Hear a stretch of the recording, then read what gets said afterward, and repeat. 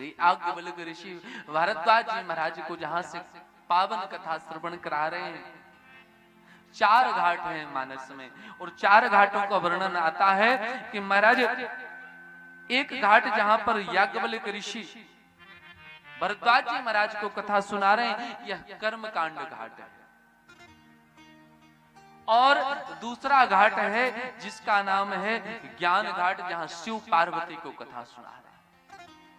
तीसरा घाट है महाराज भक्ति घाट, जहां गरुड़ जी को श्री कागभूषुंडी जी महाराज कथा सुना रहे हैं।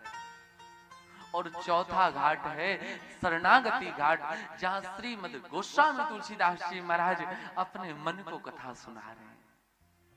ये 4 घाट मानस के।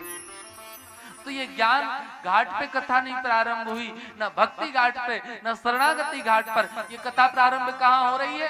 कर्मकांड घाट पर कथा प्रारंभ हो रही है। सुना कौन रहा है? तो भरद्वाज जी को याज्ञवल्क्य ऋषि। हुआ क्या कि त्रेता काल का समय चल रहा है।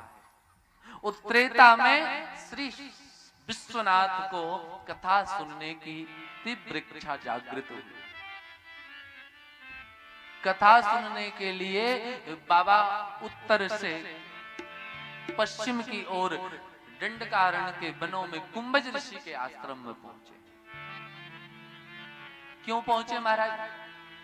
कथा प्रेमी हैं। कथाकार तो ये स्वयं इतने बड़े हैं कि इसका नाम ही मानस इसलिए रखा गया क्योंकि यह मानस पहले बाबा विश्वनाथ ने अपने मन में रखा था। रच महेश निज मानस राखा, और पाए सुसमय उमासन भाखा। ऐसे विशुद्ध वक्ता हैं, ऐसे कथाकार हैं, परंतु कथा सुनने इतने दूर की पैदल यात्रा कर रहे हैं। हमारे नगर में, हमारे क्षेत्र में 1 किलोमीटर दूर भी कथा हो तो हम मन में 4 बार सोचते हैं जाए कि ना जाए, इतने दूर की कथा कौन सुने। हम इसीलिए निवेदन करते हैं कि समय नहीं है घर से मंदिर तक आने का, और लोग इच्छा रखते हैं सीधे स्वर्ग जाने की। संभव नहीं है महाराज। घर द्वार छोड़ करके भगवान की कथा सुनने के लिए कुछ देर तो उस माया के जाल से बाहर निकलो। शंकर जी अकेले नहीं जा रहे, संग सती जग जननी भार्या अर्धांगिनी को लेके जा रहे हैं।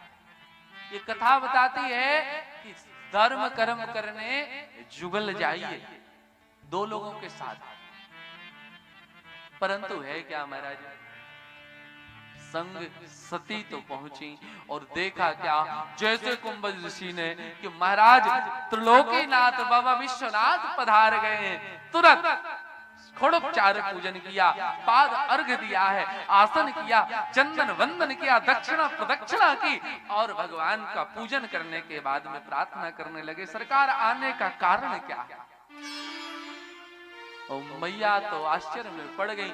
अरे कथा सुनने के लिए आए थे श्रोता बन करके, और श्रोता वक्ता का पूजन करता है, यहाँ तो वक्ता श्रोता का पूजन कर रहा है। क्यों भाई? लगता है हमारे स्वामी जी विशुद्ध कथावाचक हैं, ये छोटे कथा व्यास हैं, डर गए हैं देख करके, इसीलिए पूजा अर्चना शुरू कर दी। अब जैसे यहां पर मन में संशय हुआ ये कथा क्या सुनाएंगे, तो मन में संशय हुआ, महाराज कथा ही नहीं सुनी। और बाबा तुलसीदास जी महाराज कितने सतर्क हैं, श्रोता की लिस्ट से सती मैया का नाम तुरंत बाहर कर दिया। सुनी महेश परम सुख मानी। केवल महेश ने सुनी, सती ने नहीं सुनी, इसलिए इनका नाम किनारे। और जैसे ही सुनी तो कहे महाराज आते समय तो बड़े विश्लेषण दे रहे थे, सती मैया है, जगत की माता है, जग जननी है, परंतु जाते समय सारे विश्लेषण कट कर दिए। इन विश्लेषणों से अब नहीं नवाजा गया, अब नहीं सुशोभित किया गया। क्यों? जो भगवान राम की कथा ना सुने उस पर महाराज ये अलंकार शोभा नहीं देते, विश्लेषण शोभा नहीं देते।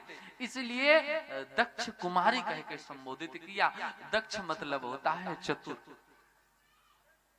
यहां चतुरता नहीं दिखानी है, यहां व्यास की बुद्धिमत्ता की परीक्षा नहीं लेनी है, यहाँ तो भगवान की कथा सुननी है। मैया ने कथा नहीं सुनी, परिणाम दुष्परिणाम में परिवर्तन